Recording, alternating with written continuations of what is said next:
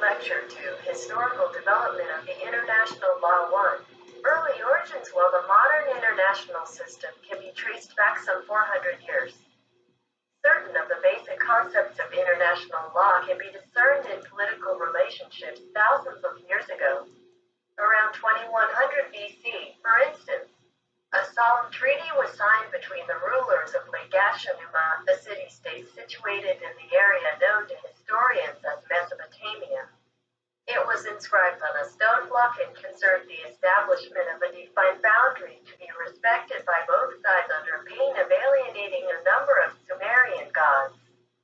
The next major instance known of an important binding international treaty is that concluded over 1,000 years later between Ramesses II of Egypt and the king of the Hittites for the establishment of eternal peace and brotherhood. The predominant approach of ancient civilization, not geographically and culturally restricted. There was no conception of an international community of states coexisting within a defined framework.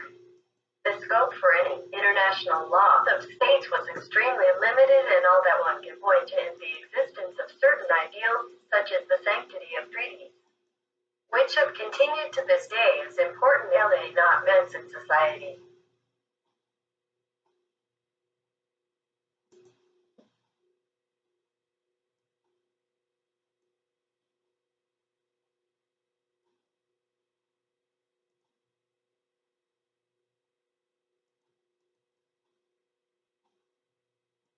The Romans had a profound respect for organization and the law.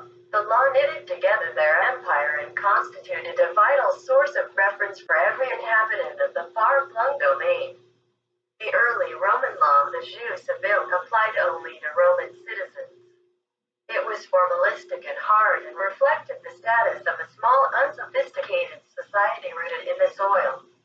It was totally unable to provide a relevant background for an expanding, developing nation. This need was served by the creation and progressive augmentation of the jus gentium. This provided simplified rules to govern the relations between foreigners and between foreigners and citizens. The instrument through which this particular system evolved was the official known as the praetor peregrinus, whose function it was to oversee all legal relationships, including bureaucratic and commercial matters with the empire. The progressive rules of the jus gentium gradually overrode the narrow jus civile until the latter system ceased to exist. Thus, the jus gentium became the common law of the Roman Empire and was deemed to be of universal application.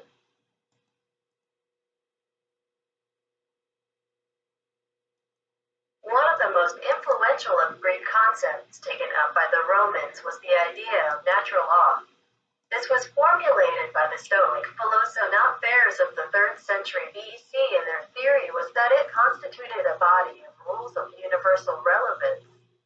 Such rules were rational and logical, and because the ideas and precepts of the law of nature were rooted in human intelligence, it followed that such rules could not be restricted to any nation or any group, but were of worldwide relevance.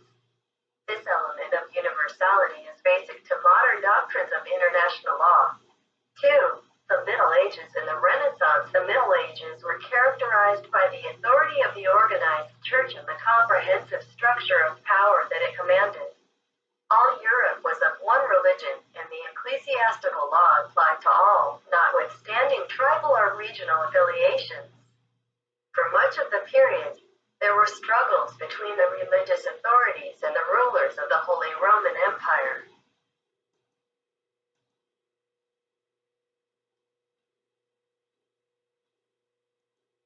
Of particular importance during this era were the authority of the Holy Roman Empire and the supranational character of canon law. Never not less commercial and maritime law developed apace.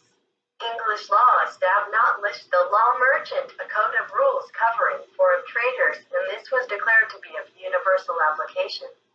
Throughout Europe, mercantile courts were set up to settle disputes between tradesmen at the various fairs, and while it is not possible to state that a continental law merchant came into being, a network of common regulations and practices weaved its way across the commercial commercial fabric of Europe and constituted an embryonic international trade law.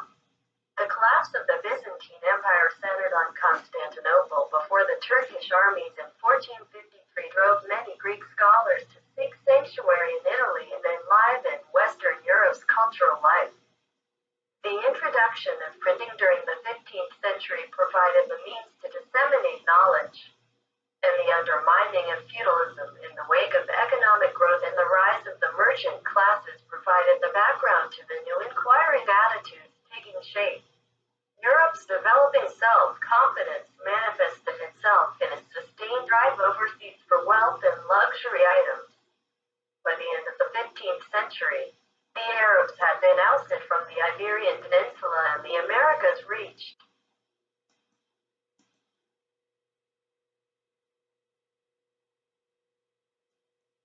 The rise of the nation-states of England, France, and Spain in particular characterized the process of the creation of territorially consolidated independent units in theory and doctrine, as well as in fact. This led to a higher degree of interaction between sovereign entities and thus the need to regulate such activities in a generally acceptable fashion. The city-states of Italy struggled for supremacy and the papacy too became a secular power. From these hectic struggles emerged many of the staples of modern international life: diplomacy, statesmanship, the theory of the balance of power, and the idea of a community of states. Notions such as these are immediately appreciable, and one can identify with the various maneuvers for political supremacy. Alliances betray not ALS. Manipulations of state institutions and the drive for power are not unknown to us. We recognize the roots of our society. It was the evolution of the concept of an international community of separate, sovereign, and competing states that marks the beginning of what is understood by international law. The Renaissance bequeathed the prerequisites of independent, critical thought and a humanistic, secular approach to life as well as the political framework for the future. But it is the latter factor which is vital to the subsequent growth of international law. The Reformation and the European religious wars that followed emphasized this, as did the growing power of the nations.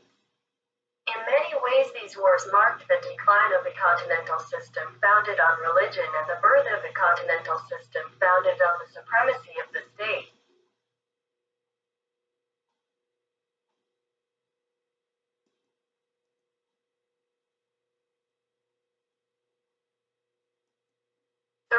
Positivism and naturalism. Following Grotius, but by no means divorced from the thought of Previnal U.S. scholars, a split can be detected in two different schools identified. On the one hand, there was the naturalist school, exemplified by Samuel Pufendorf, 1632–94, who attempted to identify international law completely with the law of nature.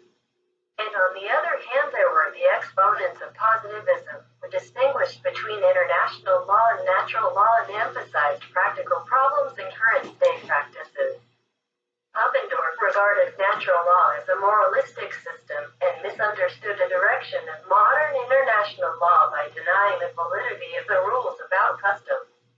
He also refused to acknowledge treaties as in any way relevant to a discussion of the basis of international law.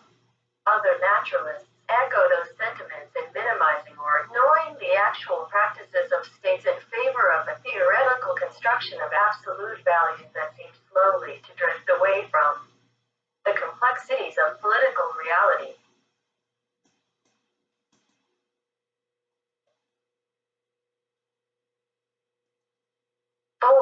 The 20th century, the First World War, marked the close of a dynamic and optimistic century.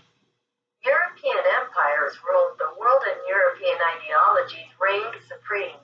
But the 1914–18 Great War undermined the foundations of EU-European civilization.